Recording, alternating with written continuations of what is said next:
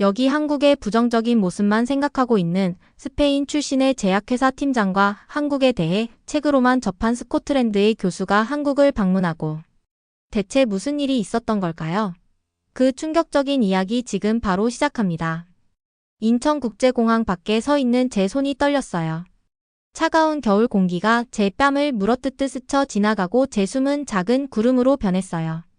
저는 제 여행 가방을 꽉 움켜쥐었어요. 한국 음식은 먹을 수 없을 거라 생각해서 일본 간식들을 가득 챙겨왔거든요. 제가 완전히 미쳤나요?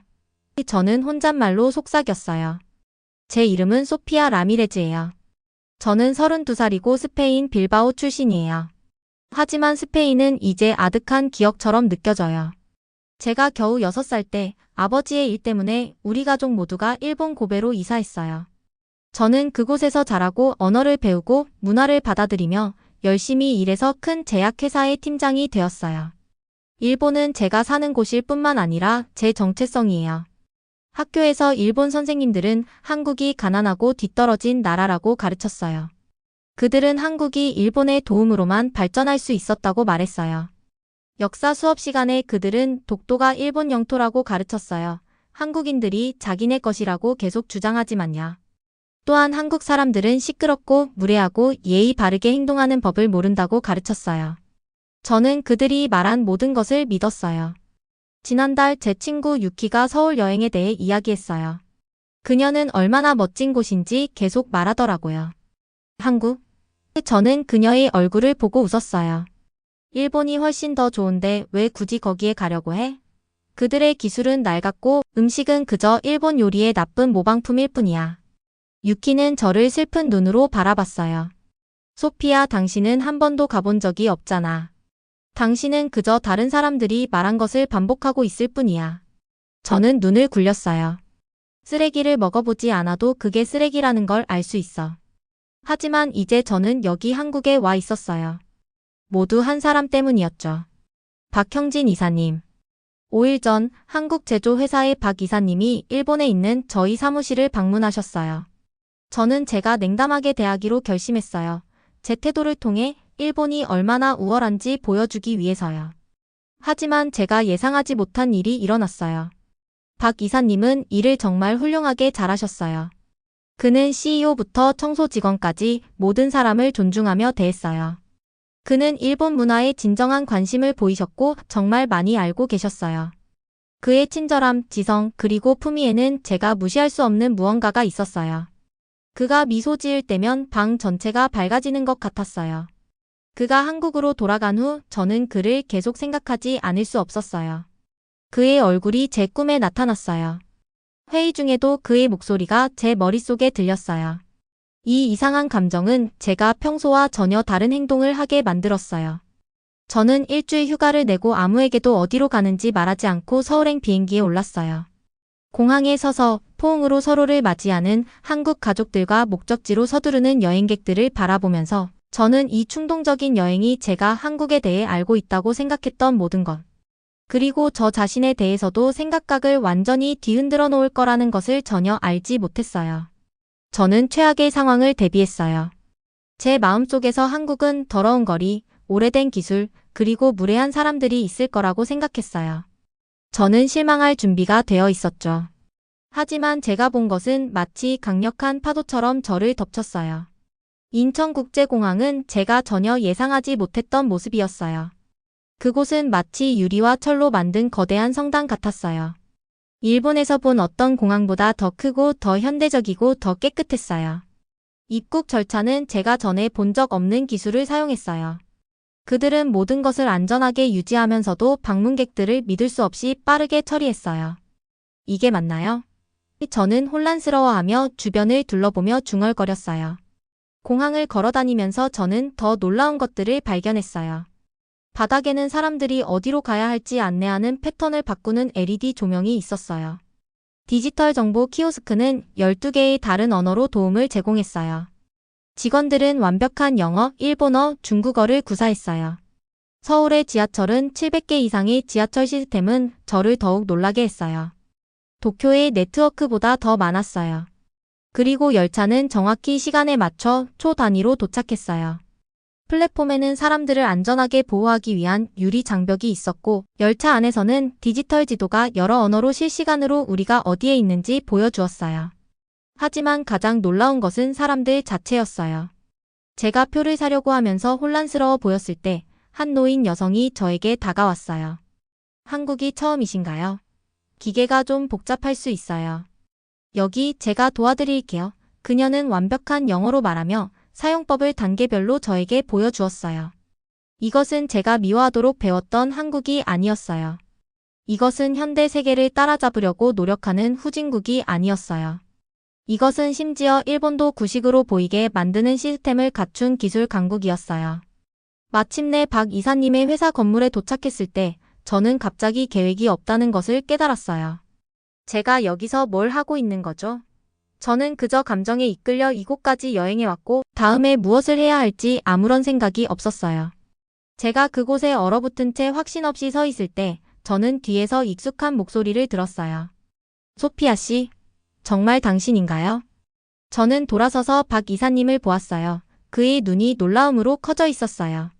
그가 서류 가방을 들고 서 있을 때 바람이 그의 머리카락을 불었어요. 분명히 회의에서 돌아오는 길이었어요.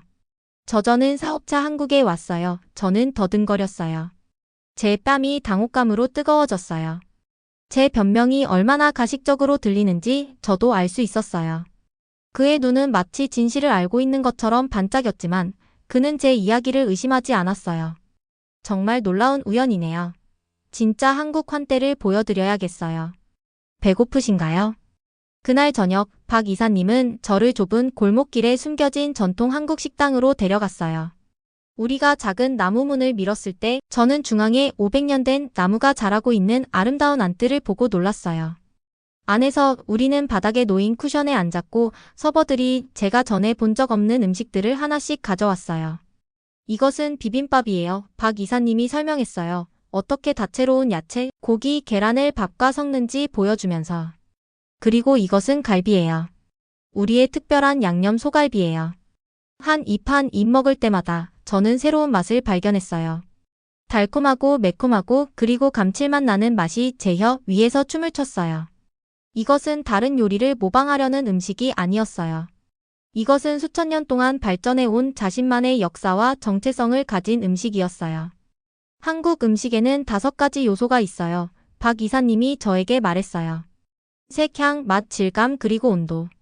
모든 요리는 이 5가지를 균형 있게 맞추려고 해요. 저는 새로운 눈으로 그를 바라봤어요.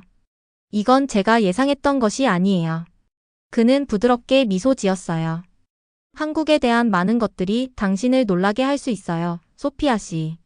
우리는 일본이 당신에게 말한 그런 모습이 아니에요. 그 순간 저는 내면에서 무언가가 변하는 것을 느꼈어요. 제가 마음 주위에 쌓아 올린 편견의 벽에 첫 번째 균열이 생겼어요. 다음 사흘 동안 박 이사님은 일하지 않을 때마다 저희 서울 관광 가이드가 되어주셨어요. 우리가 방문한 각 장소는 제가 한국에 대해 가지고 있던 잘못된 생각들을 하나씩 무너뜨렸어요.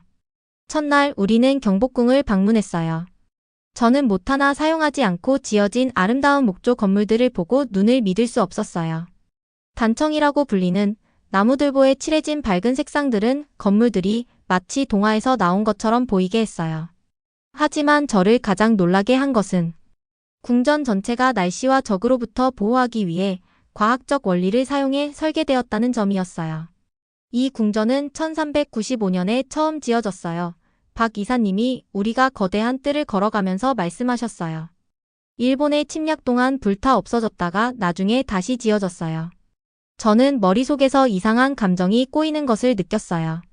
일본에서 역사 수업을 들었던 모든 시간 동안 우리는 이런 침략에 대해 정말로 이야기한 적이 없었어요. 마치 역사의 이 부분이 제 교과서에서 지워진 것 같았어요. 그날 나중에 우리는 동대문 디자인 플라자를 방문했어요. 너무 미래적인 건물이라 마치 도시 한가운데 착륙한 우주선 같았어요. 매끄럽고 곡선을 그리는 벽은 건물이 할 수 있는 것의 법칙을 구부리는 것 같았어요. 이것은 자하 하디드라는 유명한 건축가가 설계했어요. 박 이사님이 설명했어요. 서울은 과거를 지키면서도 미래를 향해 나아가는 균형을 맞추려고 해요. 인사동이라는 동네에서 우리는 전통 공예품을 파는 작은 상점들을 돌아다녔어요. 저는 너무 섬세하면서도 강한 한지라는 종이를 만져보았고 안에서부터 빛이 나는 것 같은 청자라는 녹색 도자기를 감탄하며 바라보았어요. 남산타워에서 박 이사님은 저에게 작은 자물쇠로 깜짝 놀라게 했어요. 여기서는 전통이에요. 그가 말했어요. 우리가 여기에 이름을 써서 울타리에 잠그고 행운을 위해 열쇠를 버리는 거예요. 우리가 나란히 이름을 써 내려갈 때 제 심장이 더 빠르게 뛰었어요. 그날 저녁 우리는 반포대교에서 무지개 분수쇼를 보았어요. 물이 공중 높이 솟아올라 음악에 맞춰 색상이 변했어요. 가족들이 강변을 따라 앉아서 웃고 사진을 찍고 있었어요. 당신의 나라는 아름다워요. 저는 진심으로 말했어요. 가장 강렬한 순간은 박 이사님이 저를 전쟁기념관으로 데려갔을 때 왔어요. 저는 일본 점령 시기를 보여주는 사진들 앞에서 얼어붙었어요. 한국어가 금지되고 소중한 문화재들이 파괴되고 한국 사람들이 일본 이름을 갖도록 강요받는 사진들이 있었어요. 저는 몰랐어요. 저는 목소리가 떨리며 속삭였어요. 우리는 학교에서 이런 것에 대해 전혀 배우지 않았어요. 박 이사님은 부드럽게 제 어깨에 손을 얹으셨어요. 역사는 종종 권력을 가진 사람들에 의해 쓰여집니다. 하지만 결국 진실은 알려지는 방법을 찾아요. 그날 밤 우리가 작은 카페에서 팥빙수를 나눠 먹으며 앉아 있을 때 저는 마침내 제 방문의 진짜 이유를 말했어요. 저는 당신을 계속 생각하지 않을 수 없었어요. 저는 그를 바라보기에는 너무 부끄러워서 제 손을 바라보며 고백했어요. 제가 한국에 대해 믿었던 모든 것이 잘못되었어요. 제 인생 전체가 거짓말 위에 세워진 것 같아요. 박 이사님의 눈이 부드러워졌어요. 소피아 씨 자신을 그렇게 심하게 책망하지 마세요. 우리는 모두 우리가 배운 것을 믿으며 자랍니다. 중요한 것은 당신이 직접 보러 올 만큼 용감했다는 거예요. 일본으로 돌아가는 비행기를 타야 할 날이 가까워질수록 저는 제 안에 큰 변화가 생겼다는 것을 깨달았어요. 제 인생에서 처음으로 저는 일본으로 돌아가고 싶지 않았어요. 저는 여기 제 눈과 마음을 열어준 이 놀라운 나라에 머물고 싶었어요. 제가 박 이사님과 함께 한국을 발견하는 동안 도시 건너편에서 또 다른 외국인이 자신만의 한국 여행을 하고 있었어요. 제 이름은 알렉산더 프레이저예요. 저는 스코틀랜드 에든버러 대학교의 젊은 역사학 교수예요. 저는 1988년 서울 올림픽이 열리기 직전에 서울에 왔어요. 하지만 소피아와는 아주 다른 이유로요. 저는 한국에 대해 어떠한 부정적인 감정도 갖고 있지 않았어요. 단지 책에서 공부했지만 직접 경험해보지 못한 문화에 대한 호기심만 있었죠. 한국은 항상 저를 매료시켰어요. 저는 서울에서의 첫 밤에 제 호스트 가족에게 말했어요. 당신들의 나라는 중국이나 일본 같은 강력한 이유. 국가들에 둘러싸여 있음에도 불구하고 자신만의 정체성을 지켜왔어요. 그것은 역사적 관점에서 정말 놀라운 일이에요. 저는 다른 나라에서 온 방문객들에게 방을 빌려주는 친절한 미망인인 김예나 여사님과 함께 지냈어요. 그녀의 집은 한옥이라고 불리는 전통 한국 가옥이었어요. 하늘을 향해 미소 짓는 것 같은 아름다운 곡선 지붕, 튼튼한 나무 기둥, 그리고 가장 추운 날씨에도 집 전체를 따뜻하게 유지해주는 온돌이라는 특별한 바닥 난방 시스템이 있었어요. 첫날 밤 김 여사님은 작은 접시들이 가득 담긴 쟁반을 가져오셨어요. 교수님, 긴 여정 후에 배고프실 거예요. 그녀가 말했어요.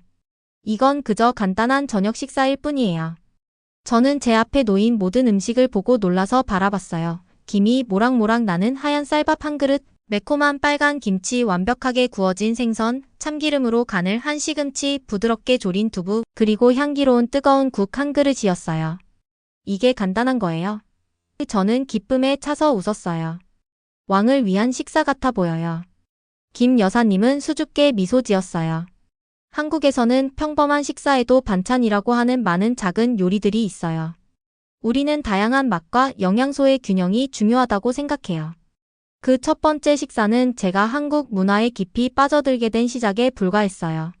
매일 저녁 저는 현지 고등학교에서 영어를 가르치고 돌아오면 김 여사님이 한국 생활에 대한 새로운 것을 보여주시려고 기대에 차 있는 모습을 볼 수 있었어요. 어느 날 밤 저는 대학생인 김 여사님의 딸 민지가 작은 거실에서 TV 프로그램을 보고 있는 것을 발견했어요. 저는 배우들이 무슨 말을 하는지 이해할 수 없었지만 그들의 얼굴과 목소리에서 감정을 느낄 수 있었어요. 말이 없어도 제 마음을 감동시켰어요. 그들이 무엇을 보고 있나요? 저는 부엌에서 달콤한 계피차를 만들고 있던 김 여사님에게 물었어요. 토지라고 해요. 땅이라는 뜻이죠. 그녀가 설명했어요. 조선 후기부터 일본이 우리나라를 점령했던 시기를 거쳐 우리가 마침내 다시 자유를 얻게 된 시기까지의 이야기를 들려줘요. 보통 사람들이 이런 어려운 시간을 어떻게 살아냈는지 보여주죠. 민지는 우리가 이야기하는 것을 듣고 저를 향해 돌아봤어요. 그녀는 훌륭한 영어를 구사했어요. 이 캐릭터 길상은 결코 포기하지 않는 한국인의 정신을 보여줘요. 그녀가 설명했어요. 그리고 이 여성 서인은 가장 힘든 시기에도 한국 여성들이 어떻게 가족을 지켜냈는지를 보여줘요. 저는 완전히 빠져들었어요. 다음 날 저녁 저는 그들과 함께 다음 에피소드를 보러 갔어요. 그 다음 날 밤에도요. 곧 토지 보기는 우리의 매일 밤 일과가 되었어요. 민지는 제가 이해하지 못하는 역사적 배경과 문화적 세부사항을 인내심 있게 설명해 주었어요. 드라마를 함께 보는 이 단순한 가족 활동을 통해 저는 한국 역사를 완전히 새로운 방식으로 이해하기 시작했어요. 그것은 더 이상 날짜와 사건만이 아니었어요. 그것은 희망, 꿈, 두려움, 그리고 정복될 수 없는 깨지지 않는 정신을 가진 실제 사람들의 진짜 경험이었어요. 저는 그날 밤 제 일기장에 이렇게 썼어요. 책은 당신에게 한 나라에 대한 사실을 가르쳐 줄 수 있지만 그 나라의 마음을 이해하기 위해서는 한국 거실에 앉아 한국 음식을 먹고 한국 친구들과 함께 한국 이야기가 펼쳐지는 것을 봐야 해요. 30년이 꿈처럼 지나갔어요. 저는 한국 역사를 기념하는 특별한 축제가 열리는 서울의 웅장한 올림픽 경기장에 서 있었어요. 제가 처음 충동적으로 이곳을 방문한 이후로 정말 많은 것이 바뀌었어요. 저는 이제 소피아 라미레즈가 아닌 소피아 박이에요. 15년 전에 박 이사님과 결혼했고 오늘 우리에게는 아름다운 현대식 한복을 입고 제 옆에 앉아있는 10대 딸이 있어요. 그 한복은 제가 만드는데 도움을 준 한국 마이너스 스페인 패션 회사에서 만든 것이었어요. 제 인생은 한때 한국에서 생존하기 위해 일본 간식을 꾸렸던 그 혼란스러운 여성에서 완전히 바뀌었어요. 저는 앞줄에 앉아서 알렉산더 프레이저 박사가 무대에 오르는 것을 지켜봤어요. 저는 그에 대해 들어본 적이 있었어요. 한국 문화를 연구하는 유명한 교수요. 그는 그저 평범한 교수가 아니라 세계 최고의 한국 역사 전문가 중 한 명이었어요.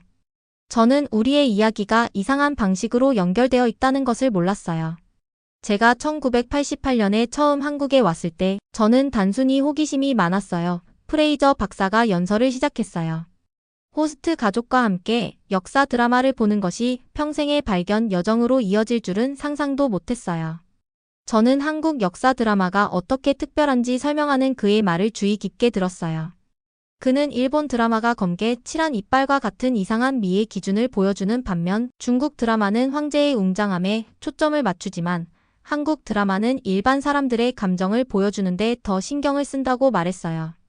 한국 문화를 독특하게 만드는 것은 그가 계속해서 말했어요. 항상 성장하고 변화하면서도 핵심 정체성을 유지하는 방식이에요. 고대 역사 기록부터 오늘날의 K-드라마와 K-팝까지 한국은 새로운 것을 받아들이면서도 결코 그 영혼을 잃지 않아요. 저는 그가 말하는 동안 고개를 끄덕였어요. 그의 말은 제 경험과 일치했어요. 저는 잘못된 생각으로 가득 찬 가방을 가지고 한국에 도착했지만 저에게 가르쳐진 모든 고정관념을 깨는 나라를 발견했어요. 그의 강연 후 리셉션 중에 저는 자신을 소개하기 위해 다가갔어요. 당신의 연설이 정말 멋졌어요. 저는 그에게 말했어요. 특히 이순신 장군을 영국의 넬슨 제독과 비교한 부분이요. 프레이저 박사는 미소 지었어요. 두 사람 모두 불가능한 상황에 직면했지만 어느 쪽도 포기하지 않았어요. 차이점은 넬슨이 주로 군사 지도자로 기억되는 반면 이순신은 그의 인간미는 모든 선언을 배려하고 자신의 지위를 개인적 이익을 위해 사용하지 않은 점으로 기억된다는 거예요. 저는 제 이야기를 나눌 만큼 편안함을 느꼈어요. 저는 한때 일본이 한국에 대해 가르친 모든 부정적인 것을 믿었어요. 저는 고백했어요. 이제 제 딸은 한국 역사를 공부하고 다른 어떤 것보다 한국인의 유산을 더 자랑스럽게 생각해요. 프레이저 박사는 이해하듯 고개를 끄덕였어요. 한국에서 가장 강력한 것은 놀라운 기술이나 문화적 수출품이 아니라 우리라는 개념이에요.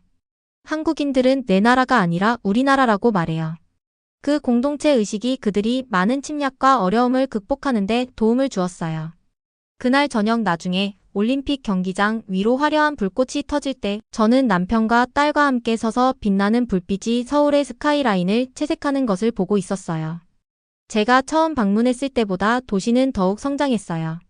이제 아름다운 궁전과 전통을 유지하면서도 세계에서 가장 첨단 스마트 기술을 갖추고 있었어요.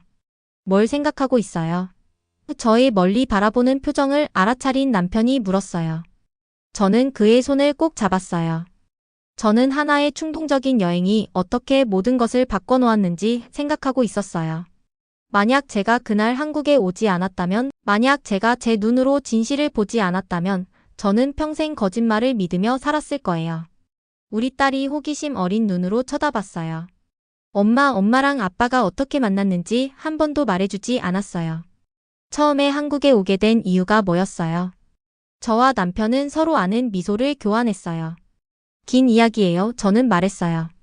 하지만 편견으로 시작해서 사랑으로 끝나는 이야기지요.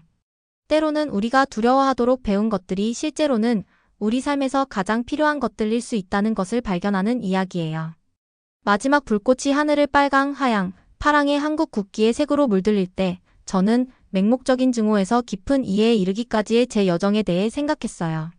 한국은 단지 제 생각을 바꾼 것이 아니라 제 영혼을 변화시켰어요. 그리고 나중에 알게 된 사실이지만 수천 마일 떨어진 옥스퍼드에서 프레이저 박사는 그의 최신 책 한국의 방식 작은 반도가 어떻게 세상을 바꾸었는가를 마무리하고 있었어요.